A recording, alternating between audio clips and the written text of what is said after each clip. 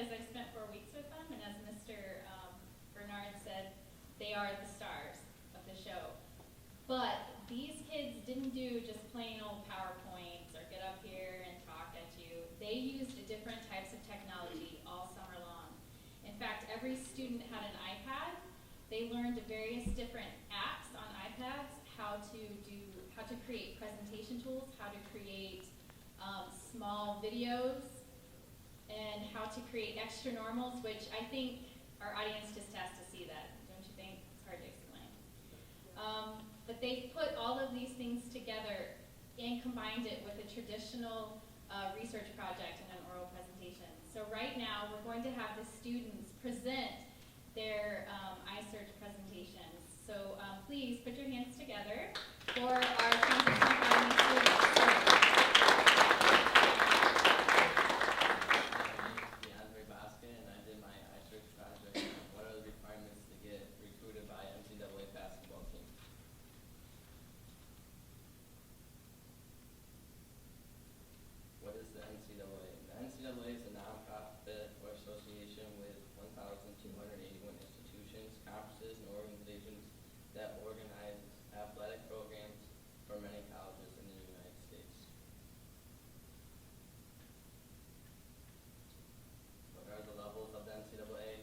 D1's the highest level of competition in the NCAA, and D3 is the lowest. Each level of the NCAA has different requirements.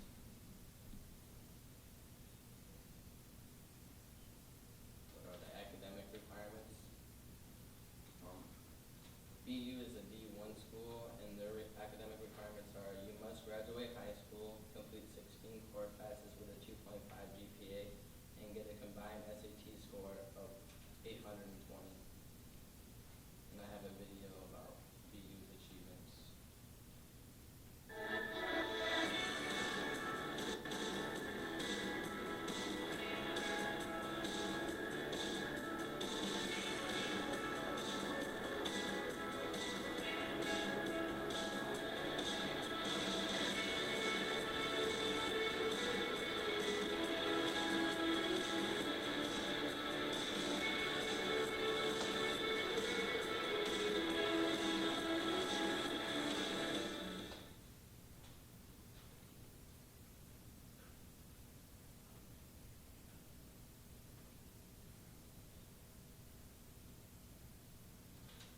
There aren't any D2 schools in our area, but the closest one is Lemoyne. And the requirements are: you have to graduate high school, complete 16 core classes with a 2.0 GPA, and get a combined SAT score of 820.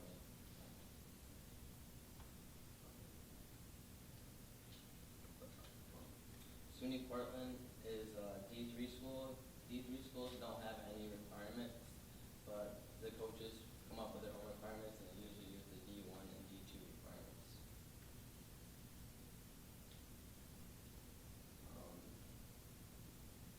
These are some ways to improve your chances to get recruited. Make a wish list of schools you want to go to. You want to make the wish list as big as possible, so there's more opportunities for you going to different schools. Get the coaches' information. Send them an email or set a time to make a phone call with the coaches. Go to summer camps and showcases to show off your skills. Make a highlight film every year and make it dynamic so the coach doesn't get bored. Keep it under 7 minutes and make one every year, a new one.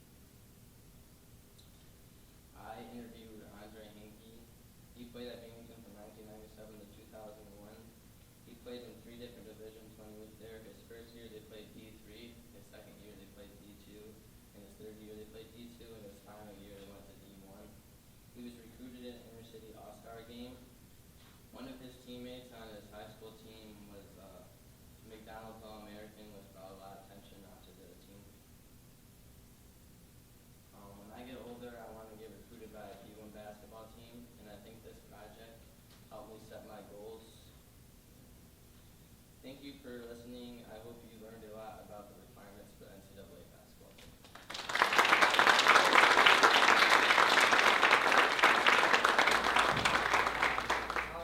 Daniel Button, and this is my presentation on rap in the Southern Tier. On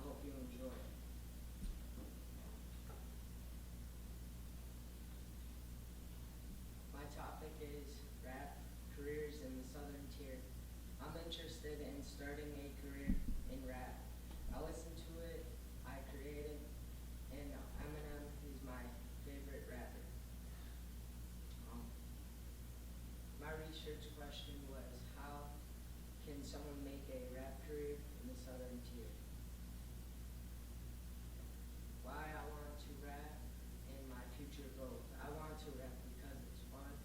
I like to write lyrics. I want to get a record deal with a studio. I have been listening to rap since I was 4 years old. Getting started, you need a microphone, a computer, and a recording program. Taking care of your voice when you sing, don't drink cold water because it tightens your muscles in your throat. There's a lot of vocal coaches in the local area. Team one makes the beats and like some sings. Shows you may have to start out low and build an audience. Local places pay can be $50 to $100 per hour for a party. Your own show can be 10 to 25 and up per ticket. Writing songs. The Bennington, never mind, I don't even know what it's, the Bennington, Broome County College. Alright,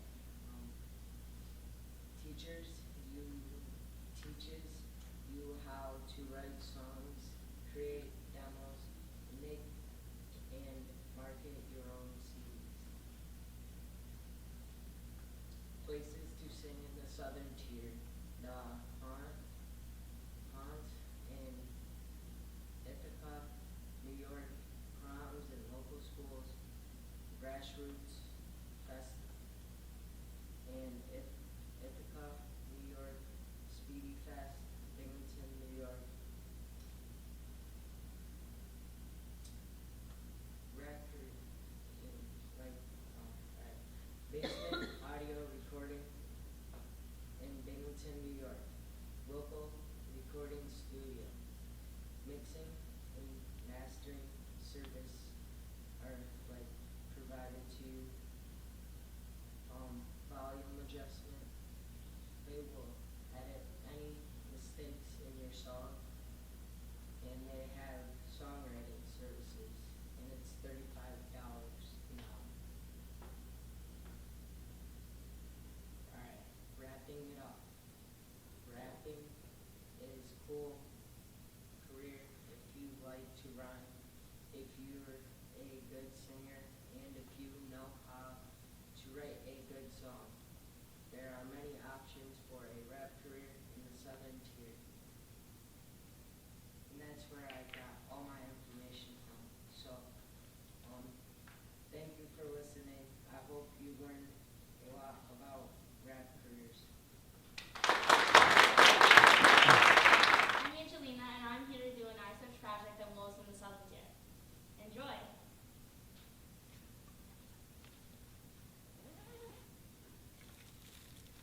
Wolves by Angelina. Why I do research on wolves is I research about wolves is they come from the Indian culture. They are my favorite animal and show everyone that wolves are so dangerous.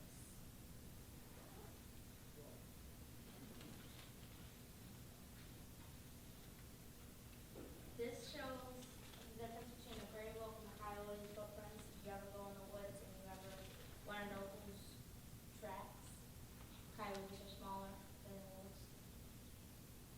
Where are the wolves? There are not many wild wolves left. Most are in sanctuaries. The reason is because they are endangered. There are no actual wild population in New York. Some may wander in from other states or most likely Canada. Why are wolves endangered? Well, ranchers, farmers, and hunters. People would poison them, which is the main reason. And people would also get money for bringing in a dead wolf. Ranchers and farmers would kill the wolves for eating their livestock, which is cows, sheep, and pigs. Are they coming back? Well, yeah. As wolves' population increase, conflicts with humans increase as well. Humans don't want wolves around because they think they're harmful.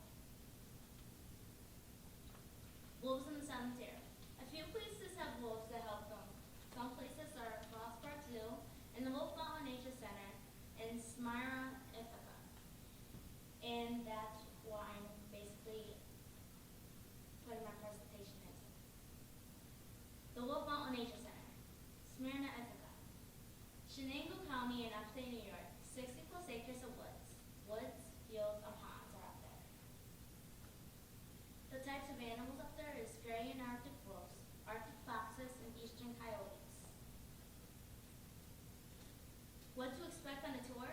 Well, you can go hiking on the wooded nature trails, learn about the animals' diets and habitats. There's gift shops, have lunch in the picnic area, and visit Native American Indian teepees, which is my personal favorite. This is Hunter. He was born in 2003 and is a timber wolf. He is a rescue wolf. They rescued him right before he got shot. When they got him and took him in, they was running tests on him, and they found a whole bunch of problems with him, and his main problem was arthritis. This is Nokoa. He's an Arctic and timber wolf. Most people say that wolves are mean and harmful, but Nokoa loves attention. He loves when people pet him, and he will just sit right next to you, and he mostly likes attention from females. This is Natani. In 2008, Natani and Nokoa mated, resulting in the birth of 3 puppies. And here they are. Tashina, Dancing Turtle, and Tala. Dancing Turtle was named after Raymond Dancing Turtle, who was a very ill man and came and visited the wolves every day. He died on the day that the wolves had their, as Natani and Nakoa had their puppies. So they named one of the wolves after him, Dancing Turtle.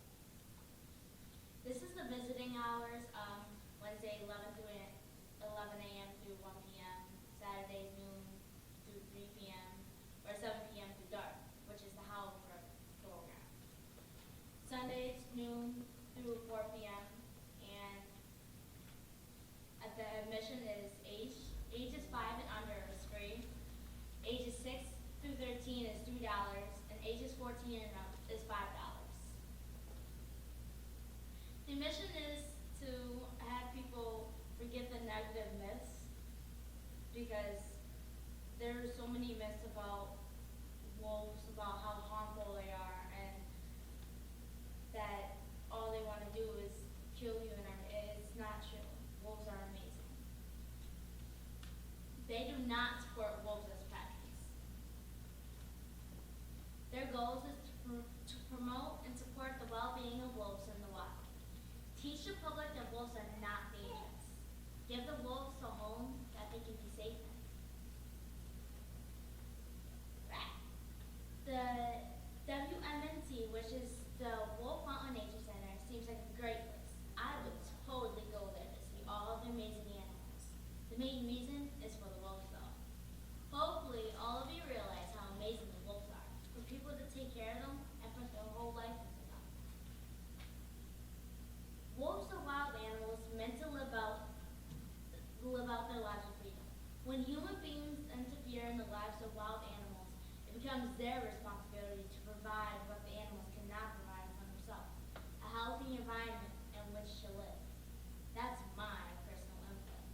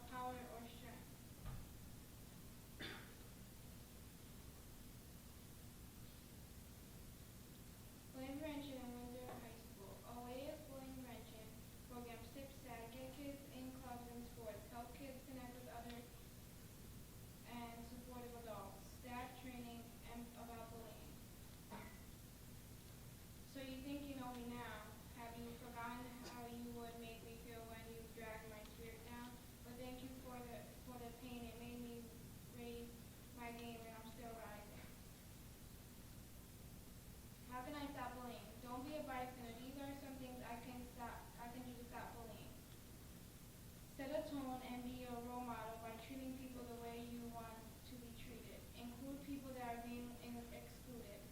Don't laugh at the bully's comments. Tell them it's okay because we are all equal no matter what the bully says. It's tempting to talk behind people's backs and tempting to say things about them and gossip. Pull yourself out of the situation. Get help from a trusted adult. The world is a dangerous place, not because of those who do evil, but because of those who look on and do nothing. Resources for high school students. StopBully.gov, Face Your Teens Against Bullying.org, It's GetBetter.org, and LoveOurChildrenUSA.org, Kids Teens. Be yourself because the people who mind don't matter and the people that matter don't mind. This is where I got my information from.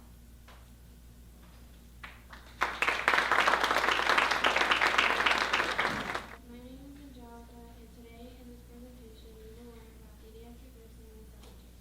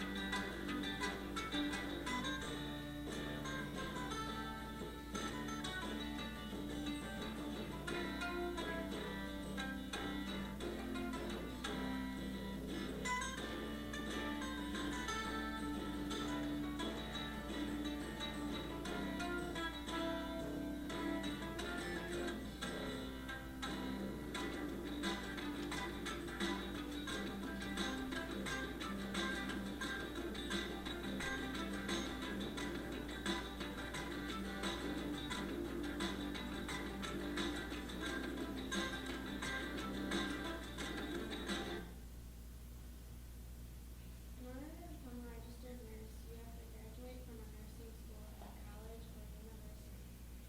You have to take NCLEX, also known as a credentialing examination. You must take formal pediatric nursing class and guided clinical experience to learn how to do it. To be able to be a pediatric nurse, you have to act like a second mother sometimes for the children and collaborate closely with the physician and family.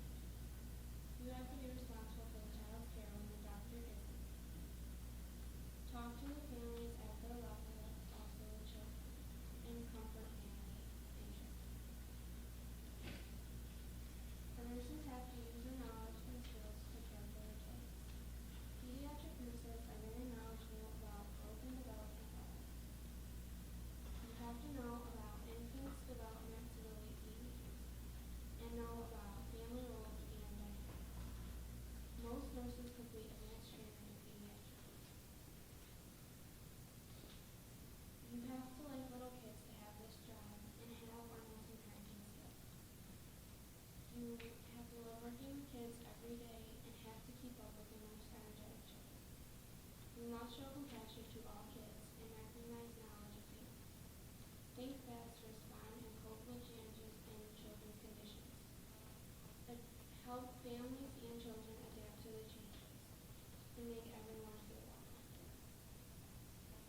This is where I got my information, and I hope you all like the presentation about pediatric nursing and about the roles played, nurses' knowledge, and social skills.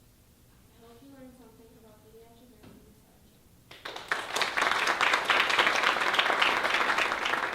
Today we'll talk to you about pet photography with Windsor. To begin, I will show you a short video about how I chose my topic, and then I will tell you about some of the schooling choices, including the course I'd like to take at Windsor University. Secondly, I will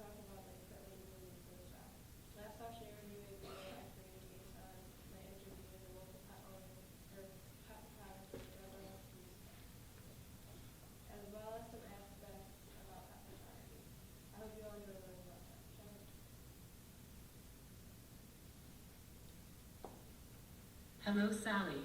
Hey Monica, what are you going to do research on? I'm doing mine on photography. Not sure what type of photography I want to do yet. There are so many types of photography that I could do. What types of photography are there? Well, there are a lot of types of photography. The ones I know are fashion, landscape, wildlife, aerial, action/sports, pet, event, baby, family, food, travel photography. Those all sounds interesting. Yeah, and actually I think I want to do pet photography. That sounds fun. Why do you think you want to do pet photography? Because animals are cuter than anything and I love taking pictures of them. Oh, I agree. Can't wait to see your research.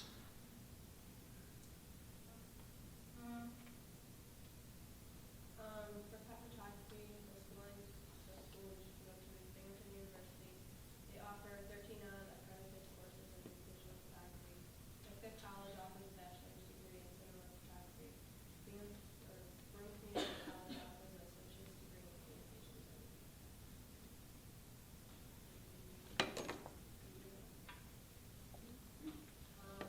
Photography makes you with your own camera.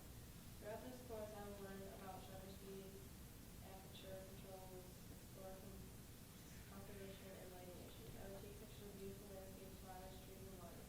Zoo shots, pet shots, and I will get an entire lesson about photography. The equipment used in pet photography is digital camera with phone radio override, at least 2 lenses, a wide angle zoom, and telephoto zoom lens. This is a video showing my interview with Deborah Scott, a pet photographer. Hello, Deborah. Hello, Monica. Can I ask you a few questions? Sure, why not? Okay, so I am just going to ask you a few questions about pet photography and what you do and more. Okay, sounds great. How long have you been doing pet photography? I've been doing it for about 28 years. Wow. At what age did you first get interested in photography? 16 years old. What school did you go to do and learn photography and where? Professional Photographers Association of America, club school, and I took many camera clubs in the Triple Cities area. This was in 1985. Okay. What is your professional background? My professional background is business management, photography, boarding kennel owner, and photography studio owner. Do you have a favorite image or accomplishment you are most proud of? I think it's the respect and gratitude of my clients. Good answer. What do you like to do when you're not taking pictures? I like to fish, photographing nature and wildlife, watching Western movies, and studying the American West between the 1800s and 1850s. Interesting. What would you suggest a good starter camera for me? I suggest Canon Rebel. Did you have to buy your own equipment at first or did your school provide it? I bought my own equipment. All right. What things do you take with you when you do and take pictures of animals? Besides cameras and lenses, I bring my instincts and noises to the animal's attention. Do you use your own accessories for the photo sessions? Most of the time. To personalize the session, more people bring personal items in and I design a set with those items. Oh, well, think I want to do pet photography. Do you have any suggestions on how to get into this field of photography? Read, attend animal shows and obedience/agility classes, work at a local shelter to get familiar with animal behavior and take lots of pictures. Okay, thank you for the information and for your time to answer my questions. Tips for pet photographers. When you're taking the pet picture, always use natural lighting. Avoid flashes with a scared animal. Having sharp eyes is very important in any kind of photography. It's very important that the pet feels comfortable and at ease. Try and take pictures that capture the pet's personality. One of the most difficult things is to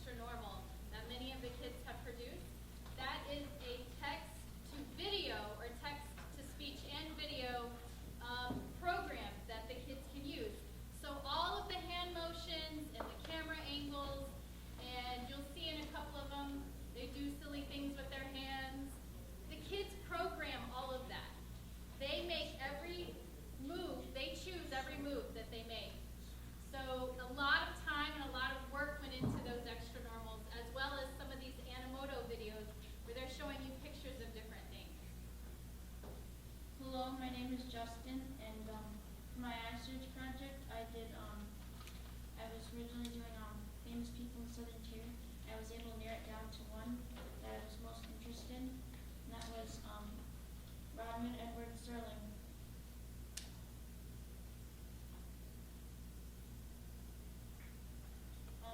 Rod Sterling was born to a Jewish family on December 21st, Christmas Day, 1924 in Syracuse, New York. When Sterling was 2 years old, he and his family moved to Binghamton, where his father opened a grocery store, and he later graduated from Binghamton High School in 1943.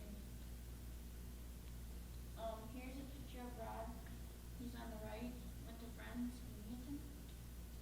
Here he is for a portrait on a bike. And this is the plaque in front of Binghamton High School in honor of Rod Sterling. After high school, Sterling enlisted in the United States Army during World War II. He was determined to fight Nazis in Europe, but he ended up becoming a paratrooper in the Pacific Theater. During the war, he was injured in the knee and wrist at the Battle of Leyte in the Philippines. He was sent home with a Purple Heart. He was emotionally scarred. And I have a video here, and it's him in the war. It's also the Battle of Leyte.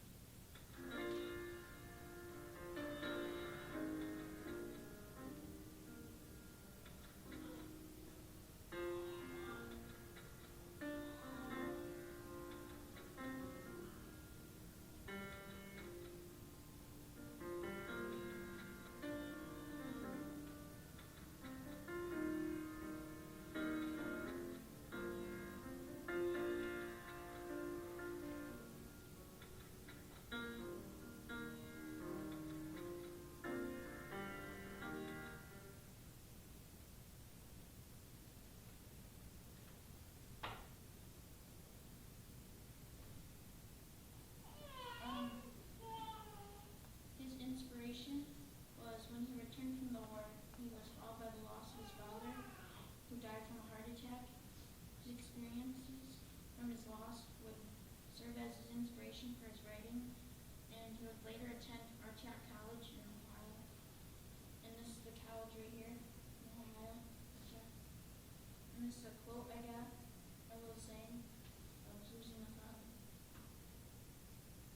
And he won 6 Emmys from the Academy of Television Arts and Science. And he won 3 Hugo Awards from Science Fiction Writers of America. He was the first ever writer to win a George Foster Peabody Award for writing. Here's some other interesting facts about Rod Sterling. He loved animals. He really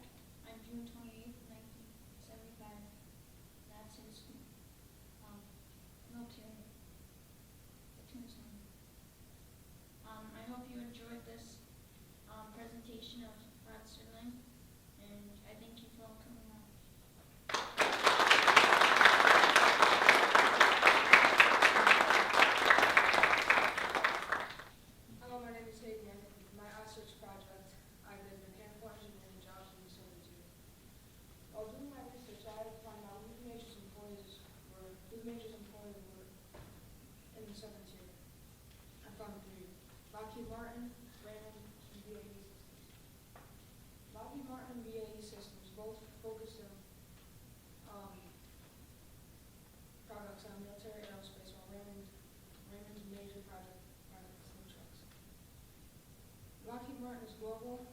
BAE Systems is mostly British based, and Raymond is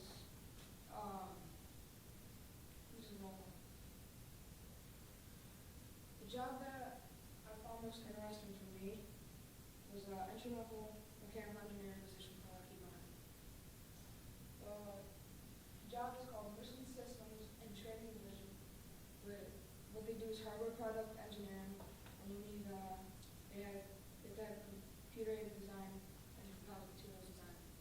What we do with CAD is they do avionics upgrade, and they also do anti-submarine helicopters, also known as Atlantic helicopters. So the education that you need to get an entry-level job at Lockheed Martin is you need a BSME, also known as a Bachelor's of Science Mechanical Engineering. You need knowledge of STEM, science, technology, engineering, and mathematics. You also need an understanding of CAD, and you also need experience with composite material design. In college, you might need a degree of specialization in the senior year. So, going through while researching where to go for the education, I found two major colleges in the southern tier that would offer engineering degrees: Binghamton University and Cornell.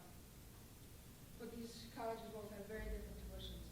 Binghamton University, full-time college per year in state, is $9,370, while full-time college per year out of state is $16,680 per year. And Cornell has $45,000, $130,000 for tuition. The total graduation in engineering enrollments each year at school, approximately BU has 1,786, and Cornell has 664. Preparing for the job. What you mostly want in a job, and what most jobs call for, education. In order to get a mechanical engineering job, you have to go to school for math and science, get good grades, go to high school, get a diploma, get money, go to college, get a job. Pretty much from there on, you have steady income. So, school, math and science, plus good grades equals a high school diploma. That plus a little bit of money equals a university or college diploma. And that plus jobs equals a steady income. Here are my citations. I would like to thank you all for taking the time to come here and listen to the presentations of the students. My name is Shay, and the topic I chose for my research project is the history of tattooing, athletes with tattoos, and tattooing in the southern tier. And I got a video.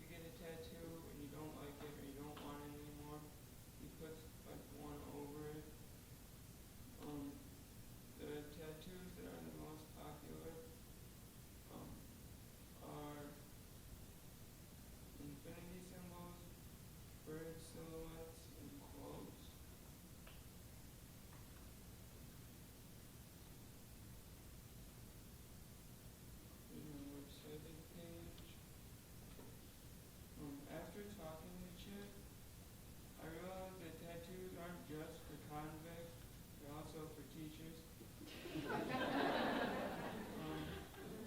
They all tell a story about the person wearing them. I would also like to thank Chip Bean for his interview and all you for coming today. And I hope you will all try to keep an open mind about tattooing. Hello, my name is Grant Caldwell, and my iSearch project is on music events in the Southern Tier. Two questions I came up with while I was researching this is what type of music is typically played in the area, and who are some of the musicians? I chose this project because I listen and play music. I listen to rock, jazz, blues, and I also play the drums. Three of the local events I chose to research about were Blues on the Bridge, Speedy Fest, and July Fest. The history of Speedy Fest was it started as a cooking contest in 1984, and the first fest only had 5 hot air balloons. Now there are 40 hot air balloons and up to 100,000 people attend, compared to the 4,000 people that went to see the first one. Some of the Speedy Fest highlights. Speedy Fest has 2 stages of musical acts. This year is going to feature Night Ranger, Leanne Rimes, and Emily Osborne.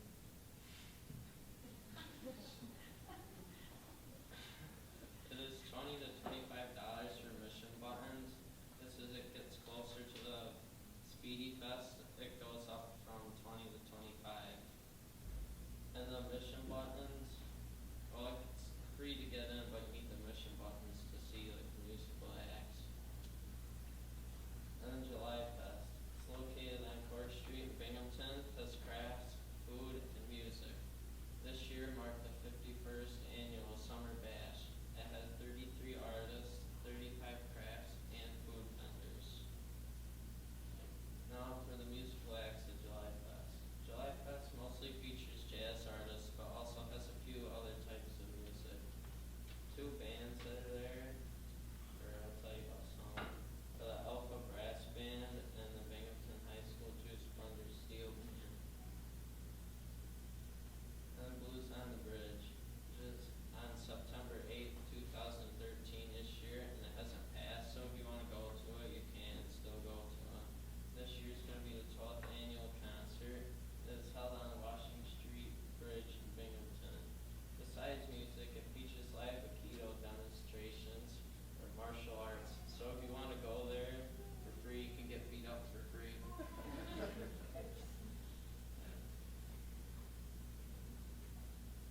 There's some of the bands that are there. And then one band that's there was Rooster and the Roadhouse Horns, which I got to see. They have a little horn section, and they do like R&B hits, or they'll play some older stuff and some newer stuff, but they do like their own little spin on it. So it's not like the original version, it's different. It's original. And that's why we're excited, Paige. And I got to interview a musician from Blues on the Bridge, Randy McStein, and I have extra normal about me interviewing him, which is funny. My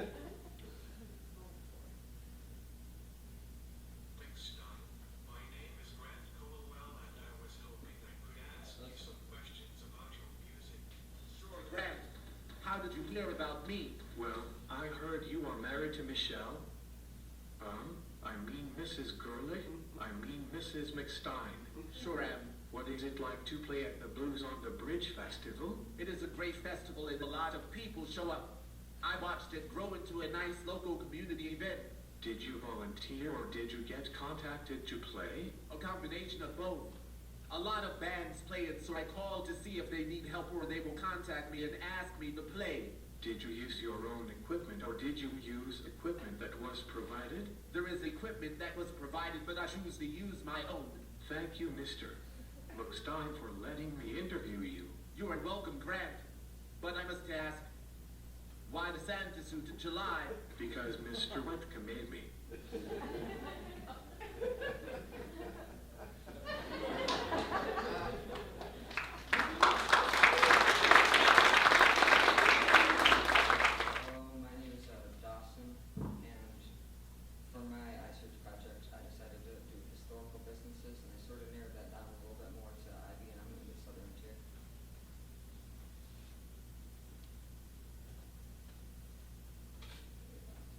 IBM all originated in Endicott, New York.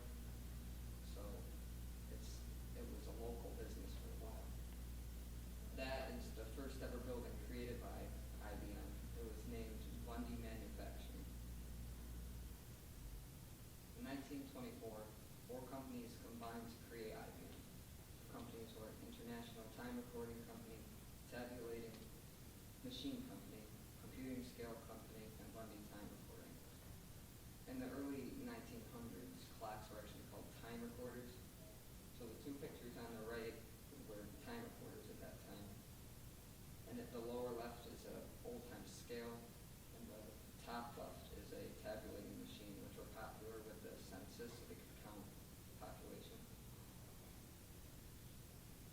There are many businesses leading up to IBM. It didn't just appear out of nowhere. So Frick Manufacturing, Bundy Manufacturing, and Computer Time Register each combined in 1902 to create International Time Recording. And then International Time Recording went on to make CTR with Computer Scale and Tabulating Machine Company. And then CTR went on and they renamed themselves IBM. And in 1874, Thomas J. Watson was born, and he worked by selling sewing machines and cash registers. Later, he was hired by Computing Tabulating Recording Company, which was CTR, and he became the president, and he renamed it IBM. In 1924, the first IBM was created in Endicott. Endicott became the original location for all IBM manufacturing. In 1940, IBM started to expand away from Endicott, and after World War II, IBM's headquarters moved to Arma, NY. The manufacturing sites were then established there. IBM developed Fortran, which was one of the first ever programming languages. In 1956, Arthur L. Samuel created the first ever artificial intelligence example, a checkers game that could learn from itself. George J. Laurie created the first barcode scanner at Marsh's Supermarket, and the first thing ever scanned by it was a pack of Wrigley's Juicy Fruit gum. And the pack gum was then put on display at the Smithsonian. This is where I got all my information from. Thank you all for listening to my presentation, and I hope you all learned something new about IBM. My name is Zachary Emmons, and my research project is on John Jones, and a little bit about his family and a little bit about what he does. And first thing is, my research question is, what achievements have the Jones family had in sports? And that's John right there on the left. He is currently a famous UFC fighter, and his 2 brothers, Chandler and Arthur, are 2 famous NFL players. A little bit about John's early life. He was born in Rochester, raised in Endicott, and so lived here. He started to train in MMA in 2007, and he was the youngest UFC champion at that time. Some of the things I already know about John is that he had held the title and rank of the USKVA 205-pound MMA champion at that time. Also, he attended Iowa Central Community College. He wrestled there and became the national champion at the junior college. These are some of his stats. On July 19th, 1987, he was born, and that makes him 26. And an orthodox stance, that's basically where he starts off in the UFC. It's where your non-dominant foot is in front, left hand is up to protect your face. Oops. He has 18 wins, 1 loss, no ties or draws, and he has 9 TKOs, which stands for technical knockouts. Jones is the first MMA fighter to represent Nike. If you ever go to any Nike stores, they're selling t-shirts that say Bones Knows right on it. His brothers are part of 2 famous NFL teams. Chandler Jones is on the New England Patriots. He went to Syracuse University, and he was drafted in the 1st round. I heard Mr. Bernard say that Patriots were his team right here.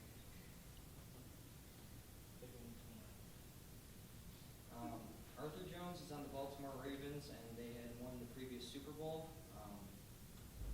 And this is where I received all my information on Jones and his family. And these are some of the things I already know about John Jones, and I would like to learn more. Thank you for coming out and seeing my presentation. Hi, my name is Shannon Baker, and my project about the Southern Tier is on Doug Wheelock, who lives in Windsor and he is in Ashland. Doug Wheelock was on summer break when he was in 4th grade when he thought he could be part of something big. He decided to be an astronaut when he saw Apollo 11 astronauts fly into space. Doug Wheelock would compare himself to Neil Armstrong because Neil was just an ordinary kid from a small town in Ohio, just like Doug Wheelock was when he started to be an astronaut. Doug had many people help him fulfill his dream, but his parents were the only ones that never stopped believing in him. Doug Wheelock says that there are many training. There's character training and formal training. Character training is about building your mind up with positive thoughts and knowing that you can do it. Formal training is physical training where you have to take training to be an astronaut so that you understand what to do in space. Life inside the space station. After a bit of time, you get used to the space station, and pretty soon you feel like you've been living there your whole life and you know where everything is. Basement people yell at you from the basement of your life. They put you down with whatever you put out in the world and never let you get on with life. Balcony people help you achieve your goals. They put positive thoughts in your mind and help you with anything that you want to achieve. Seeing things in space are much different on Earth. When in space, you can see falling stars and meteors falling through the atmosphere of the Earth. The best thing of all are the sunsets and sunrise. There are 16 sunsets and 16 sunrises in space. You can see those in one day. Doug Wheelock says they are unique and the beautiful things, and they never get old. Doug Wheelock says to pick something you love and chase it, and master your hard work. Doug Wheelock would say these things to students as he went to visit them in schools. This is where I got all of my information. I want to thank you all for coming out today, and I would like to thank Colonel Wheelock for taking his time to answer my questions. My name is Paige Millen, and my research project is on hydrofracking and salinity. My research question is, what are the positive and negative effects of fracking? What is fracking? Fracking is a drilling process by which natural gas and oil are mined from the earth. It uses water pressure to create cracks in the rock that allow natural gas and oil to flow out of the well. So you really need high pressure. Where do they do fracking? Fracking across the United States has been going on for 60 years. This map shows where the fracking is happening. In the red, I focus on Pennsylvania, New York, and Ohio, and the southern states. Positive effects are gets large amounts of gas and oil, helps create jobs in New York. Fracking does not cause earthquakes like many people think they do, and it recycles wastewater. The negative effects are it kills animals by drinking water or their hair falls out. It's dangerous to the water supplies. I watched a movie called Gasland, and someone in Colorado could light their water on fire because there's gas in it. People got sick, like they have stomach viruses and cancer. People are not taking care of their environment. I made a video. I read this article on hydraulic fracturing. Do you know what it is? Yes, I do. I don't like it. It's bad. Well, I think it was a good idea. Why do you think it's bad? It puts soil in our water, river or waterways. It kills animals and makes their hair fall out. You can light the water on fire. It makes people sick or have cancer. Well, it sounds bad, but I still think it's good. Why do you think it's good? It helps tap a large amount of gas and oil. It also helped create jobs in New York. Hydraulic fracturing does not cause earthquakes. Heritage said the water is proven safe. It gets a lot of money. Well, why don't you think of the people? All you're thinking about is the money and jobs. People are dying. Well, that's sad. I still think it's a good idea. This is my work cited. Thanks for listening and hope you learned something about that. Hi, I'm Selena, and throughout my presentation, you will learn how to start a photography hobby in 7 years.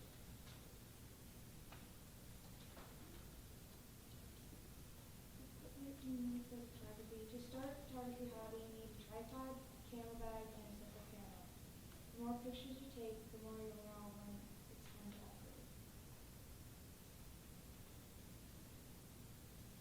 Good photographers do certain things. For example, they get to know the person they are photographing. They're always patient, and they practice their skills and don't give up. But your main goal is to have fun and enjoy what you do.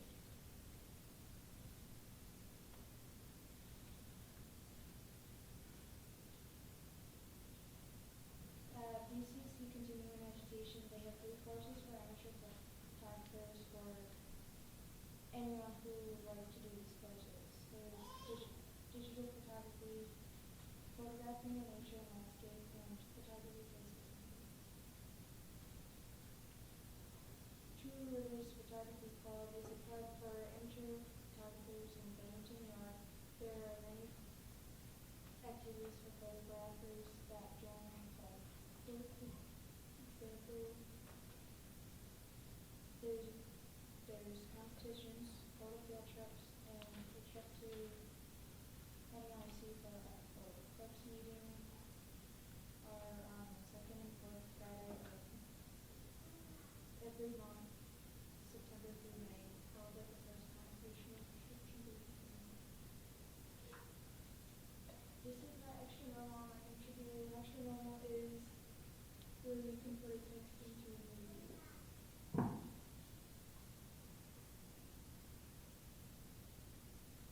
Hello, I'm Jackson, and I want to know how to start a photography hobby. Could you give me some advice? Oh yeah, I know a lot of things about photography. Just ask me anything and I'll give you the answer. Is the equipment expensive? Well, it depends on what you buy. If you're just starting, you might want to stick with just a simple camera and then upgrade it later. Could I do a course for photography? Yes, but first you would have to take studio arts, then you could start a photography course. Well, thanks. Now I know what to do. Thanks for your help. No problem, I'm here anytime you need me.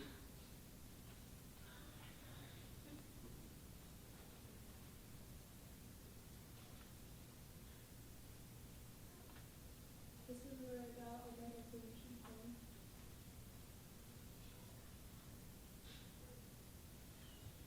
Photography is an art of observation. It has little to do with things we see and everything to do with the way we see them.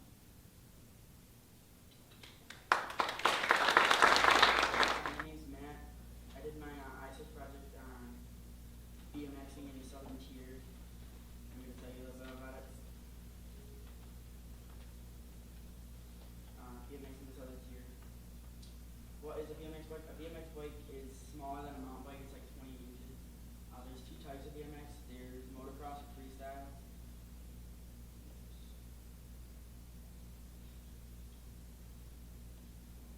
And this is my personal BMX bike. You can tell it's a little different. One thing is the sprocket is different. The sprocket on a mountain bike is a lot bigger because it's more uphill. These are not for hills. These are basically for like tricks and other cool stuff that you want to do. It's just made for flat ground and not hills and stuff. One type of BMX is motocross. Motocross in the Southern Tier, you go to Griffin Park. It's in Endicott, New York. Motocross is racing. You use manual power to go over banked corners and dirt tracks to go race. They use here's a picture of it. Like you see the dirt track. They use numbers for places. Like they don't use names. They use like numbers. Like he's number 15. So they use that there. Another about BMX is freestyle. Freestyle, you can go to Cranks in Syracuse. They have 83,000 square feet. Their weekday costs for kids over 12 is $20. Kids under 12 is $16. That's for weekdays. Weekends cost $28. Over 12 is $28, and under 12 is $23. They have many different tracks.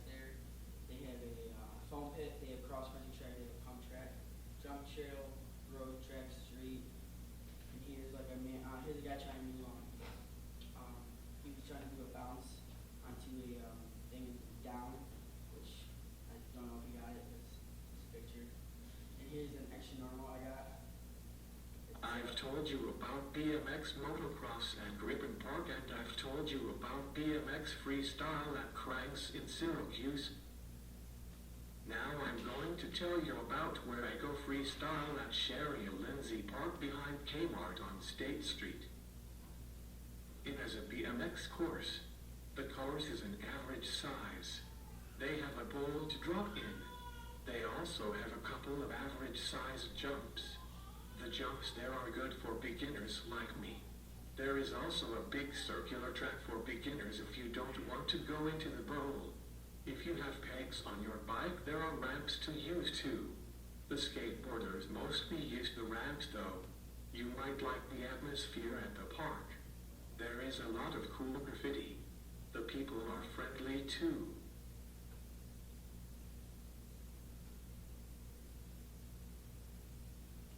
This is my work study where I got all my info. I want to thank you all for coming out to see my presentation. I hope you learned a little bit about BMX and Southern Tier. Camping in Southern Tier. George Carlin once said, "Some national parks have long waiting lists for camping reservation. When you have to wait a year to sit next to a tree, something's wrong." My name is Kyle Andrews, and I would like to tell you more about camping in the Southern Tier.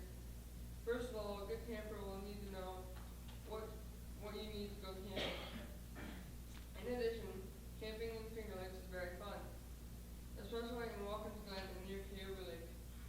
However, there are places in Windsor that you can camp too. In this March, I looked a campground and shared it with me. I'm going to start by telling you more about tools you need to camp. What do you need to go camping?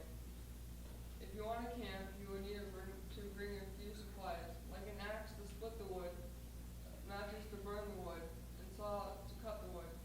You would also need flashlights for the night.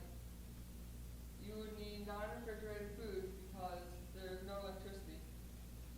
You will also need a tent, cabin, or camping trailer. Camping in Finger Lakes. Watkins Glen has 54 electric sites, Olympic-sized pools, many waterfalls, and hiking/biking trails, and fishing. This is an example of a site at Watkins Glen.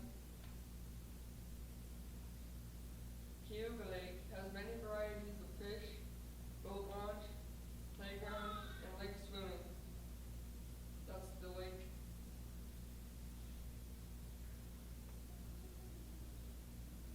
Fairhaven Beach State Park has a sand beach, swim area, and canoeing/kayaking. Robert H. Treeman State Park has 12 waterfalls, 115-foot Lucifer Falls, which is right there, 9 miles of hiking trails, and stream swimming.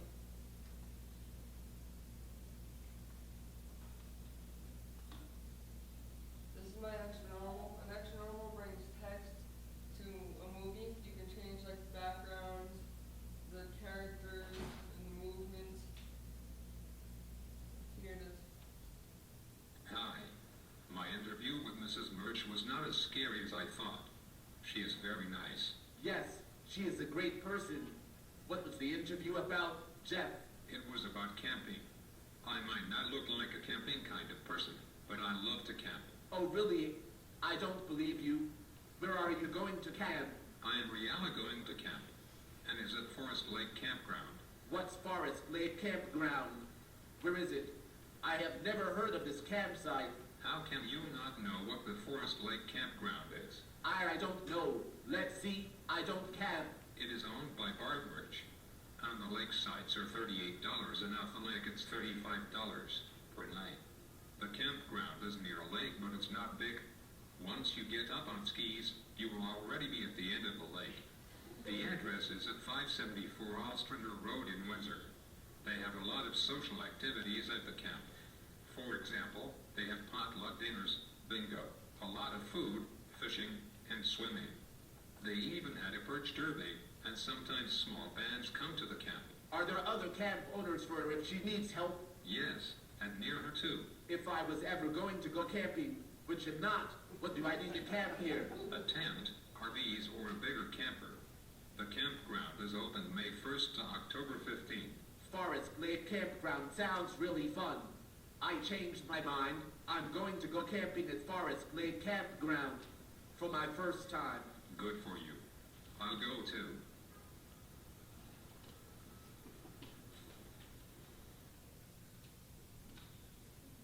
This is the front sign, Forest Lake Campground. And then this is the lake at that campsite. This is my works cited peak. And after hearing and seeing my presentation, I would like to thank you for coming here today. I hope you enjoy listening to my 3 points, which are what you need to camp, camping in Finger Lakes, and near Cleaver Lake, and near our own Windsor Forest Lake Campground. I really want to thank the owner of that campground, Barb Merch. Without her, I would not have a complete presentation. We have one more iSearch presentation to show you. This is from Nate Aurelio. He spent 3 weeks with us at the Transition Academy and did his iSearch project in basically 4 days. So we're really proud of his work, and we wanted to show you his iSearch.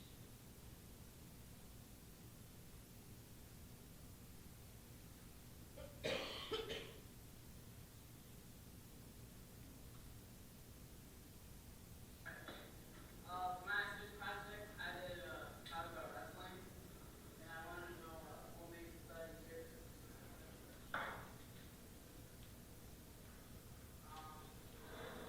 The Youth University our select year is actually ranked 24th in the nation for recruiting.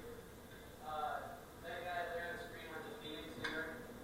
He was wrestler of the year for New York State. He was not wrestling at Phoenix University. Cornell's also won last year. They were 5th in the nation this year. That's Kyle Bate. He is from Lansing, 4-time national champ for 4 different weight classes. He's the only person in NCAA history to do that. I interviewed JP O'Connor for this. He's from Oxford. I didn't get the chance to get his email back yet, but he's a 4-time New York State champ. His senior year was the captain at Harvard. He went 35-0 and also won the national championship at Windsor, 457.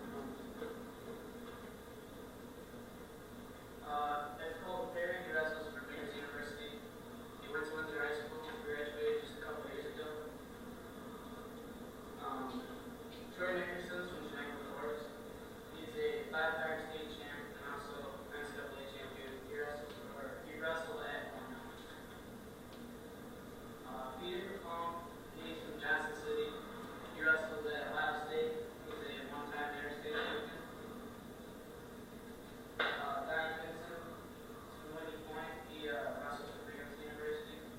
And just this last year, he finished 3rd in the nation. Binghamton and Cornell are both part of the Eastern Collegiate Wrestling Association. Last year, Cornell won it. Section 4 is actually a section of New York State where pretty much the whole southern tier is part of. So when they go to states for wrestling, everybody in the southern tier in Section 4 are all on the same team. Binghamton has 4 NCAA champs and 41 NCAA All-Americans. Cornell's, they have 12 NCAA champs, and they have over 40 NCAA All-Americans. And those are just the citations on the site that it says. Those are last year's state champs. On the internet, I have it from Windsor. And this is from our state. I'm not here. I'm going on the beach, so you guys are all watching this again. So, that's it. And thanks for watching. See, the students were able to research something that they were interested in that specifically had to do with life in the southern tier.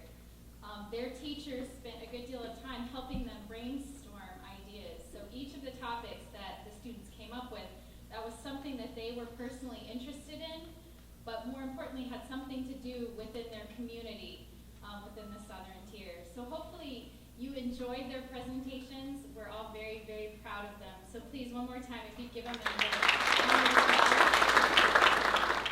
and let's go eat. Liberty Partnership has in Windsor School District have provided a barbecue for us. Yeah.